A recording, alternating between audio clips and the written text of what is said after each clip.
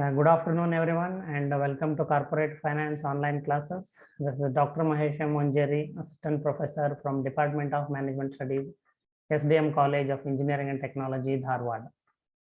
So, dear students, we are learning about the second major decision of a finance manager, that is financing decisions.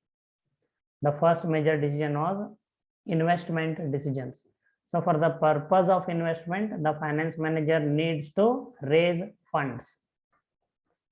And what have we learned? A finance manager can raise funds from different sources of finance, which can be classified into those which carry a fixed cost and those which do not carry a fixed cost. Equity shares or equity capital, for example, do not carry a fixed cost because payment of dividend is not mandatory for equity shareholders. Company may or may not pay dividend, and the rate of dividend is also not fixed every year. But in case of a term loan, for example, payment of interest on term loan is mandatory by law. Interest on debentures, okay, is mandatory by law. Okay, the company must pay interest on debentures for the year. So these are called as fixed cost sources of funds. So generally the decision which a finance manager has to take is the decide upon the debt equity ratio. What proportion of the total capital should be from debt sources and equity sources. So while making this decision, the finance manager has to consider a number of factors. These factors influence the capital structure design decisions. Capital structure means the ratio of debt and equity in the total capital. So we were learning about these factors. So there are total 10. So I think we have completed till 6 or 7, and the remaining we are going to discuss today now. So let me share the PowerPoint slide.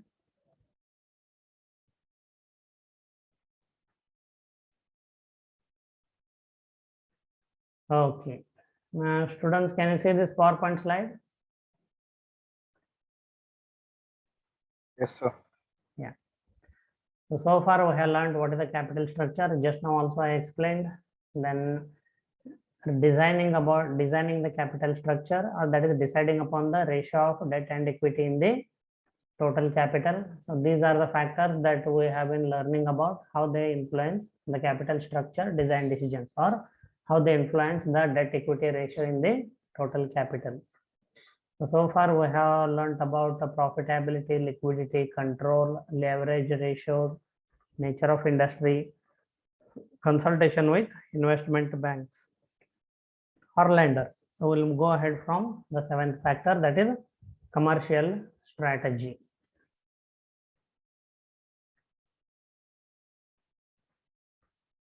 Okay, no, I think in last class I have explained about this, maintaining maneuverability for commercial strategy. A finance manager should be in a situation to switch sides.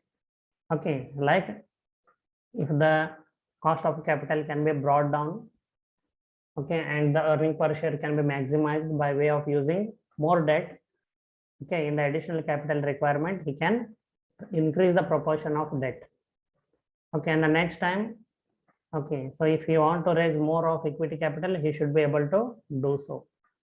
So that is what is the maintaining maneuverability for commercial strategy. Yeah, it is been discussed in the last class. We have to begin from here. That is eighth factor, timing of issue. If frequently, very substantial savings may be obtained by proper timing of security issues. So timing here means when, okay, in which year, which month, which week, okay. So timing, when the finance manager should decide to raise funds. Public offering, okay, means if you remember Zomato is going for a public offering. LIC is also planning, or it is already happened. I have not read about it. But Zomato was about to make its IPO, initial public offering, means they are going to sell equity shares to the investors and thereby raise equity capital.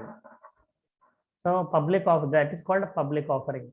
Public offering should be made at a time when the state of economy as well as the capital market is ideal to provide the funds. Okay, see, it is very clearly mentioned. when the state of the economy as well as the capital market is ideal. When the economy is ideal, okay, when there is boom, there can be boom in the economy where excess demand is created, or it can be even a stable normal economy, normal situation where the demand is sufficient. Okay, so under such situations, if a company try to raise capital, debt or equity, the capital will be easily available in the market. Investors will be interested in investing. Okay, banks or financial institutions will be interested in lending because the demand will be good. Companies can manufacture, sell, and earn the sales revenues, okay, from which they can make repayment of the loan and interest easily. But if the economy is in recession, okay, the demand is very low, below normal. Okay, so banks or financial institutions will not be interested in giving away loan, because even if you give away loan, there is no demand. Okay, even if companies manufacture, they will not be able to sell, and if they are not able to sell, it will be difficult for them to repay the loan and interest. Say, but the confusing situation, okay, you as a student, you should be interacting, you should be asking questions. Okay, so what about economy? Okay, so due to pandemic, COVID-19 pandemic, okay, the global economy has gone into recession. If you keep reading articles, you will understand how much of trillions of dollar is wiped out, okay, by COVID-19, including Indian economy. Okay, so but there are two factors: state of the economy as well as the capital market should be ideal to provide funds. Now economy is in turmoil, but what about capital market? Is it ideal? Is it doing well?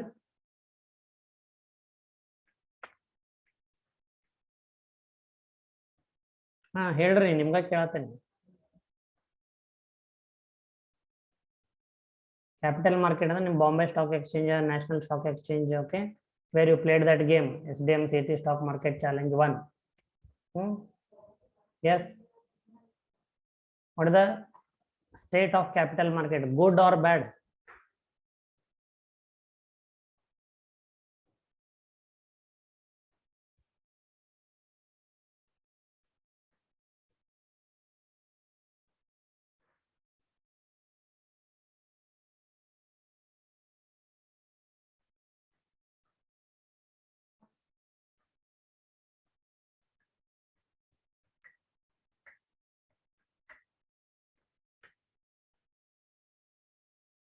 Hello, can you hear me or you lost my voice?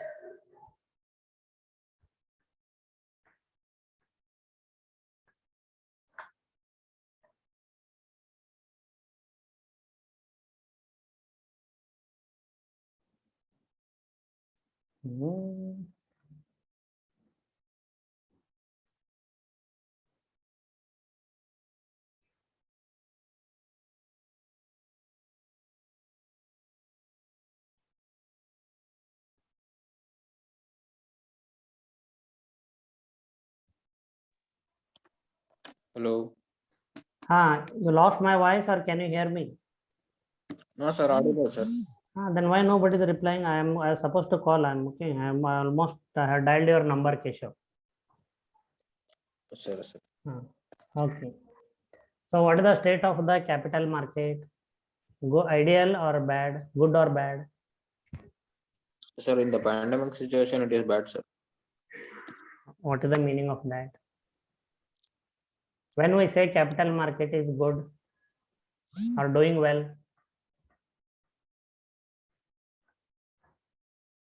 and the BSE Sensex is gaining more and more points, is it not happening? 50,000, 52,000, 53. I don't know whether it has reached 55. Yes, sir. Okay, now Keshav can also answer, but others also try to understand. What about the stock market? It is ideal, it is doing well. But what about economy?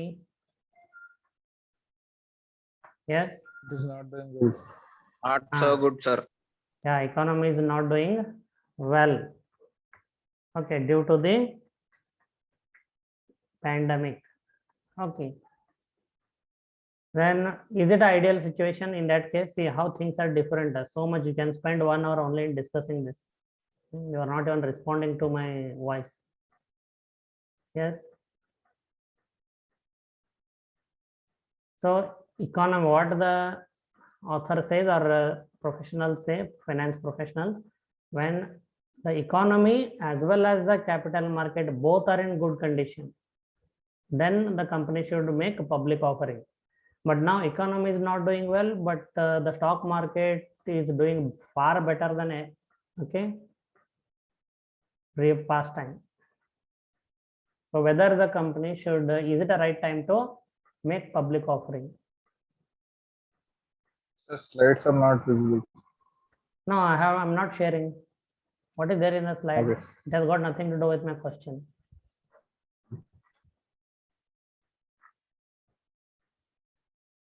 Yes.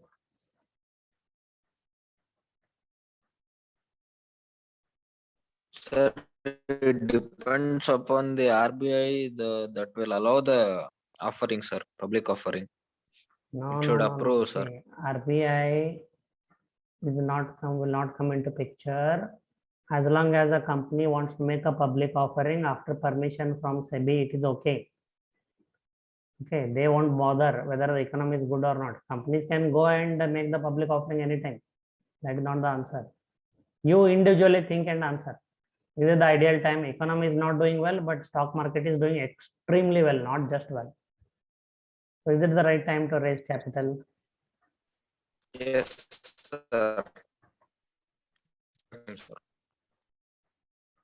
Yeah, why? Why or how?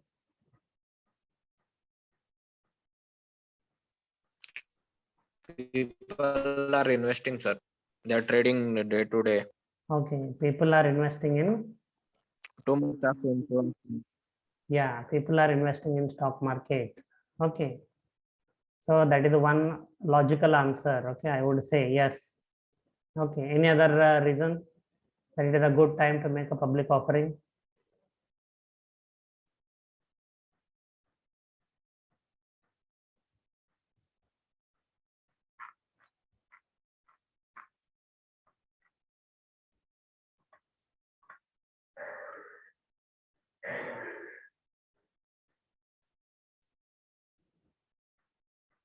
Yes.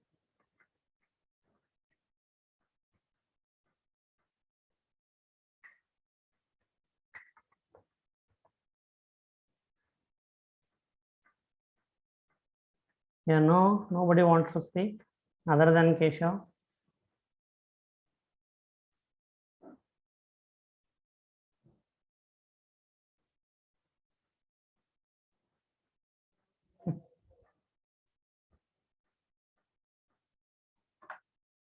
Okay.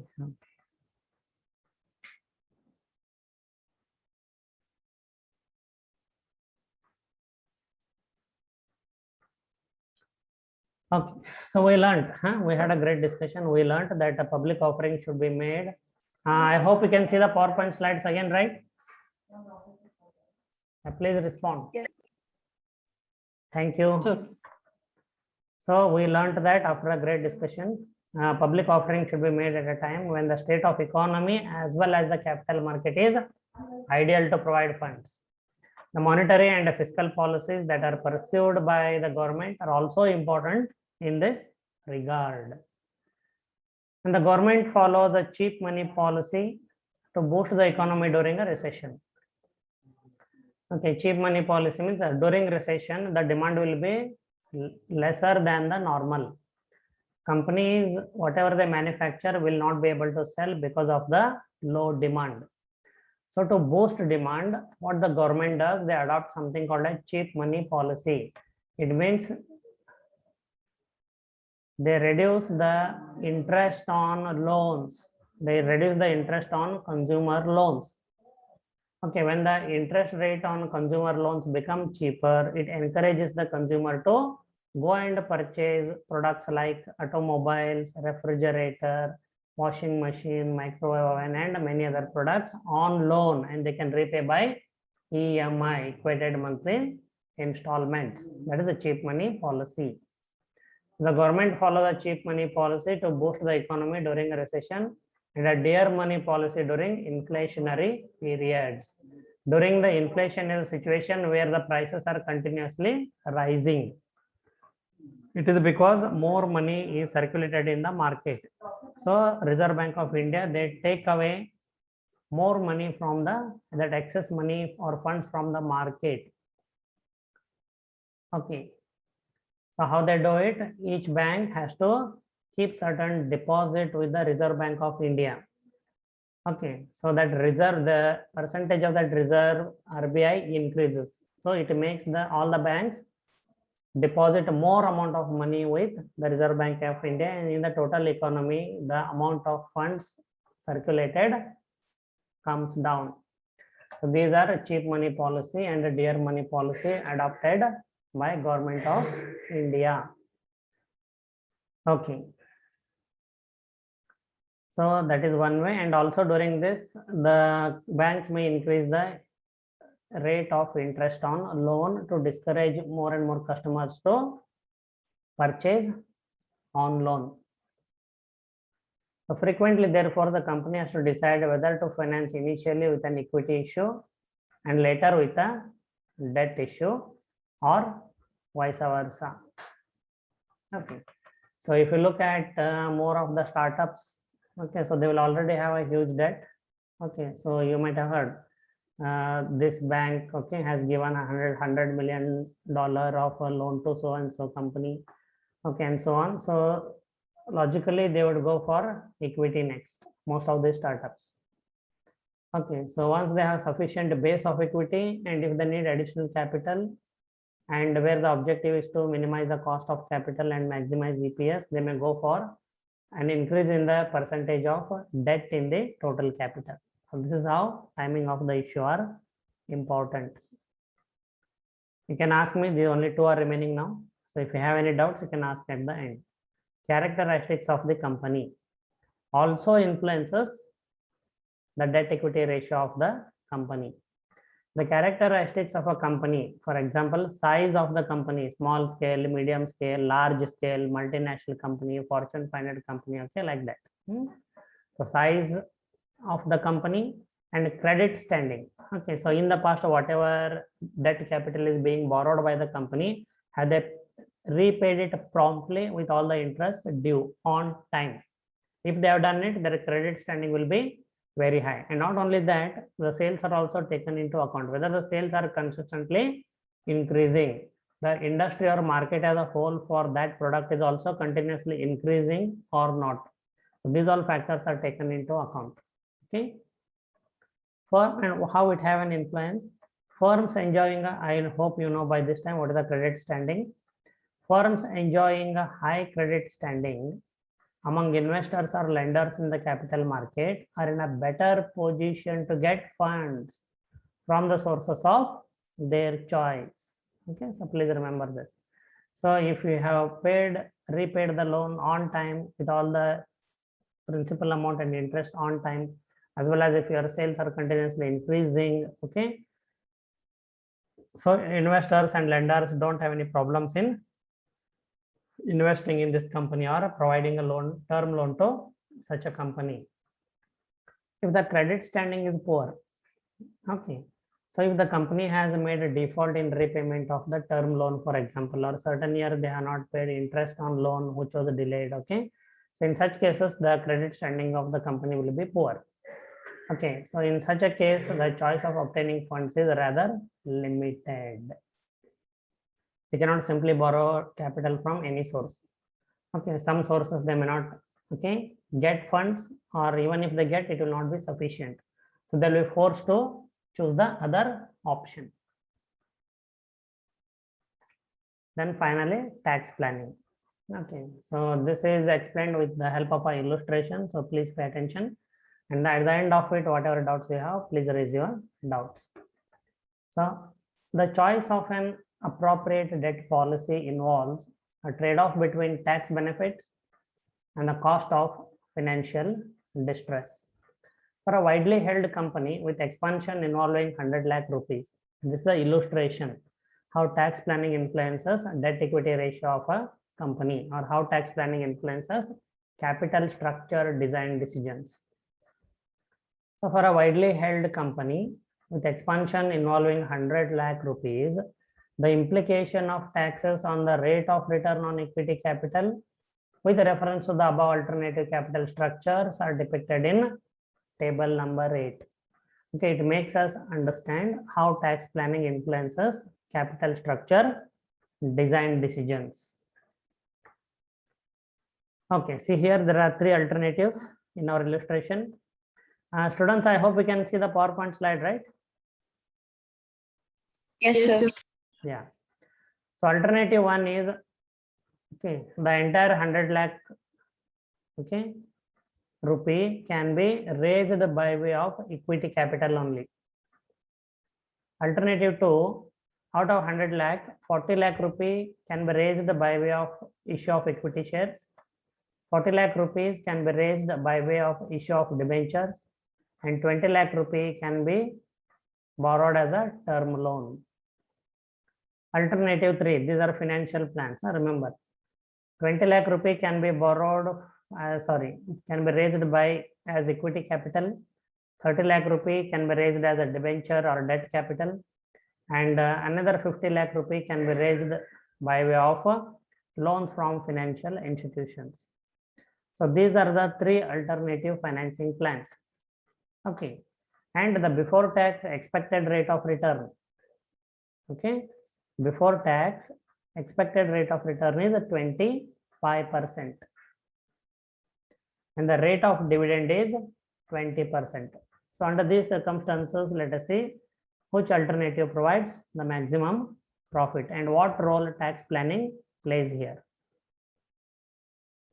So whatever it is, alternative 1, 2, or 3, this way the tax planning influences choice of a particular financing plan or a particular debt equity ratio.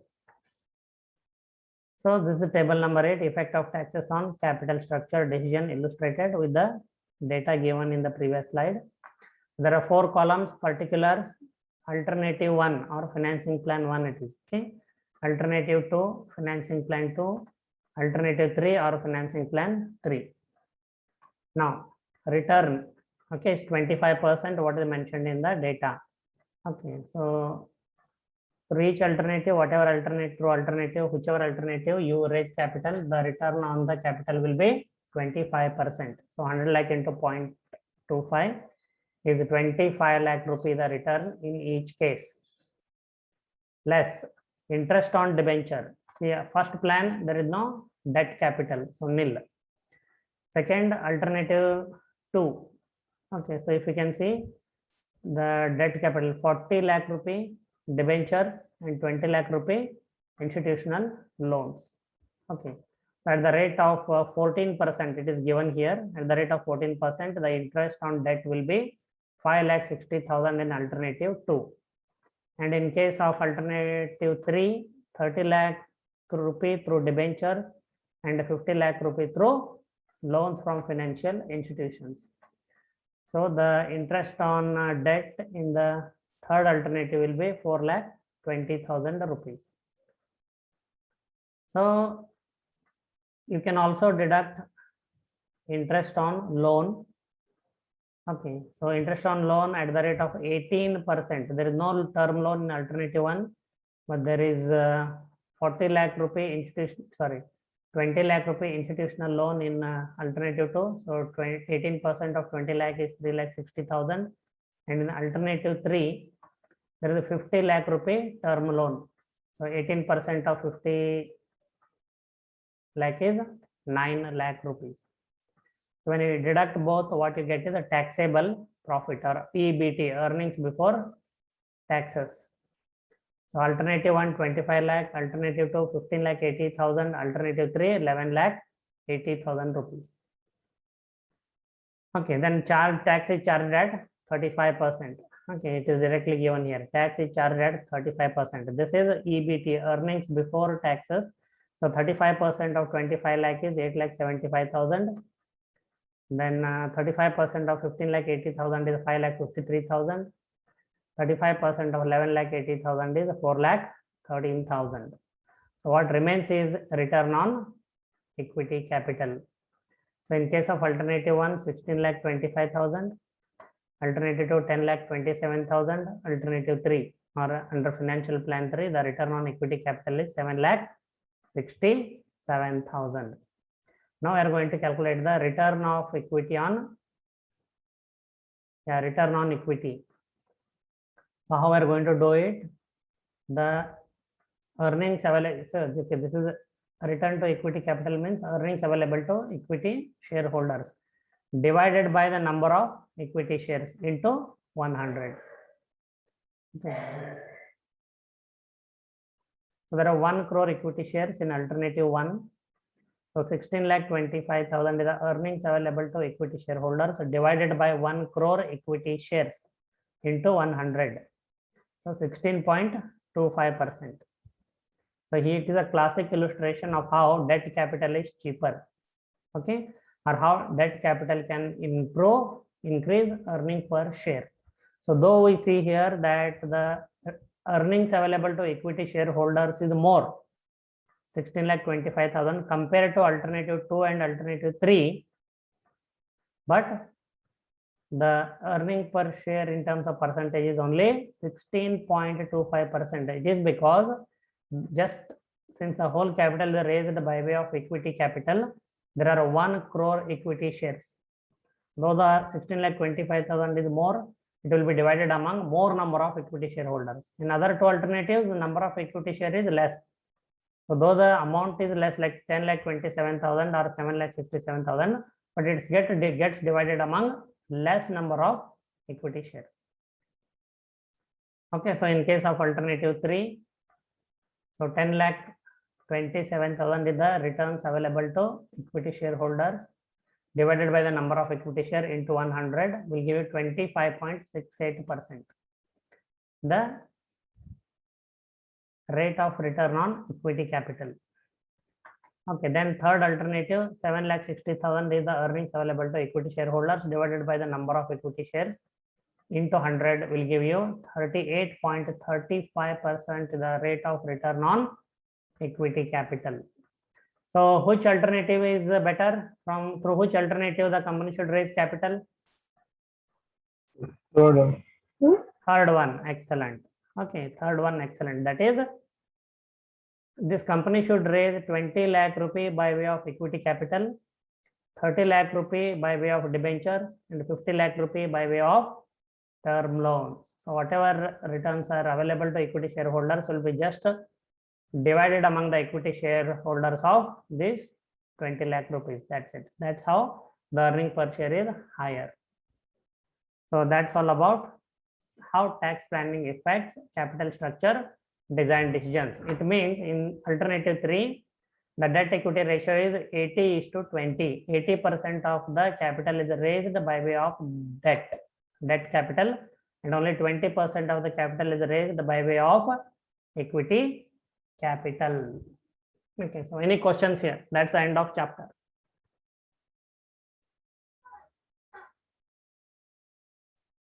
Okay, if you have any doubts, you please ask in the continuation session, and in 1 minute the meeting will close. Okay, and you have to join back immediately, because the first thing I'm going to do is take attendance. If you delay, you will be marked absent.